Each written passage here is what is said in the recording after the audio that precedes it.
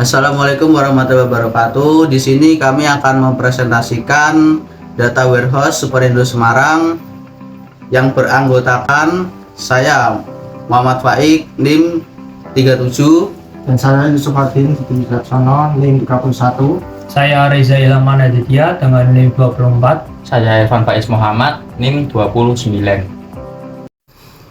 Di sini saya akan menjelaskan tentang deskripsi. Superindo Semarang adalah salah satu supermarket terkemuka di Kota Semarang, Jawa Tengah. Dikenal dengan konsepnya yang modern dan menyediakan beragam kebutuhan sehari-hari, Superindo Semarang menjadi destinasi belanja favorit bagi penduduk setempat.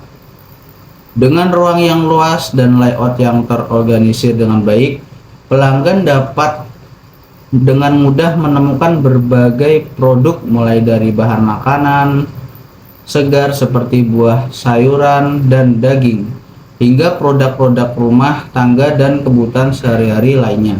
Kemudian latar belakang. Supermarket adalah tempat kegiatan pemasaran yang menawarkan beberapa jenis produk dari perusahaan, yang artinya adalah salah satu tempat strategis yang dipakai para pelaku usaha untuk memasarkan produknya. Supermarket adalah tempat yang menyediakan berbagai kebutuhan sehari-hari seperti makanan, minuman, pakaian, dan lainnya. Tujuan utama salah satunya guna memenuhi kebutuhan manusia sehari-hari sekaligus memaksimalkan keuntungan dari penjualan barang. Setiap supermarket berlomba-lomba menawarkan pelayanan terbaik untuk memuaskan pelanggan dan menarik pelanggan sebanyak mungkin dengan memenuhi kebutuhan dan keinginan mereka untuk mencapai tujuannya. Karena konsumen adalah penggerak utama swalayan dan sumber pendapatan. Akibatnya supermarket perlu menerapkan strategi yang efektif dan tepat untuk menarik daya beli konsumen. Selanjutnya ada permasalahan. Yang pertama, pengambilan keputusan yang lambat. Proses pengambilan keputusan yang lambat karena harus mengumpulkan dan menganalisis data dari berbagai sumber. Ini dapat menghambat respon cepat terhadap perubahan pasar dan kebutuhan pelanggan. Yang kedua ada kualitas data yang buruk. Data yang dikumpulkan seringkali tidak akurat, terduplikasi, atau tidak lengkap. Ini dapat menyebabkan kesalahan dalam analisis dan pengambilan keputusan, yang pada akhirnya mempengaruhi efisiensi operasional dan keuntungan perusahaan.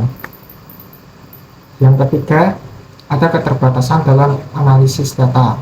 Tanpa sistem data warehouse yang efektif, sulit bagi Superindo Semarang untuk menganalisis data secara menyeluruh dan mendapatkan wawasan yang bernilai dari data tersebut.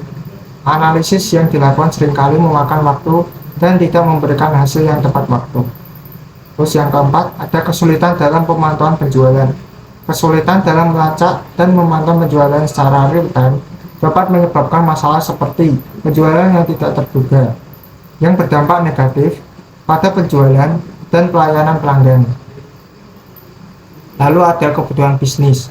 Yang pertama, laporan cabang dengan penjualan terbanyak. Tujuan bisnis ini mengidentifikasikan performansisasi terbaik. Mengetahui cabang mana yang berkinerja terbaik dapat membantu untuk meniru strategi yang sukses di cabang lain. Terus pengalokasian sumber daya. Sumber daya tambahan seperti stok, tenaga kerja, dan pemasaran dapat diarahkan ke cabang yang berkinerja tinggi untuk meningkatkan efisiensi. Lalu ada perencanaan ekspansi. Data ini dapat digunakan untuk merencanakan pembukaan cabang baru di lokasi yang serupa atau dengan demografi yang mirip. Yang kedua ada laporan cabang dengan penjualan paling sedikit. Tujuan bisnisnya mengidentifikasi masalah, menemukan alasan mengapa cabang ini berkinerja buruk, bisa membantu mengidentifikasi masalah operasional atau pemasaran. Lalu untuk efisiensi operasionalnya, mengetahui cabang mana yang berkinerja buruk, membantu dan mengambil tindakan untuk meningkatkan efisiensi atau mempertimbangkan penutupan cabang. Lalu ada alokasi sumber daya. Mengalokasikan sumber daya yang lebih baik untuk mendukung cabang yang bermasalah atau memutuskan untuk mengurangi investasi di cabang tersebut. Lalu yang ketiga ada laporan kategori produk yang paling banyak dibeli.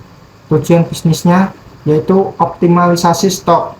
Mengetahui kategori produk yang paling banyak dibeli membantu manajemen untuk menjaga stok yang cukup dan menghindari kekurangan produk. Lalu ada peningkatan keuntungan. Fokus pada produk yang paling laris untuk meningkatkan keuntungan dan merancang promosi yang lebih efektif. Lalu ada analisis preferensi pelanggan, yaitu untuk memahami preferensi pelanggan untuk mengembangkan produk dan perencanaan inventaris. Lalu yang keempat ada laporan kategori produk yang paling sedikit dibeli pelanggan.